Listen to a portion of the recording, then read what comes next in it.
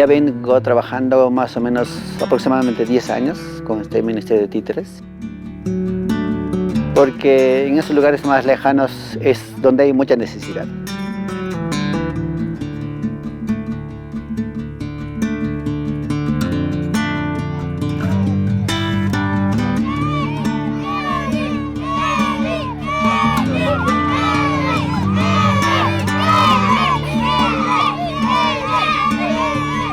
Donde los niños ves que tienen también igual tienen mucha necesidad. Muchos niños son abusados, muchos niños son papás separados y pues eso nos motiva para seguir trabajando con el Ministerio de Títeres.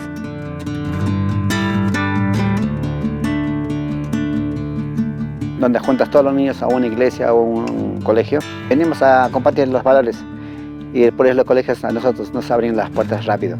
Y ya haces programa completo, haces capacitación, juegos, competencia, alabanzas. En primer día los niños te están mirando, hola, de lejos, ¿no? Pero después cuando ya de repente todo el día pasaste en la tarde, diciendo ya los niños se vienen, ¿no? Otra vez más, queremos más, ¿cómo se dice? Más contacto con ellos. Agradezco al Señor Dios por las personas que nos apoyan también de alguna forma, sus oraciones y económicamente también. Yo creo que sin el apoyo de los hermanos es imposible llegar a los lugares que quisiéramos llegar. Que nunca se olviden.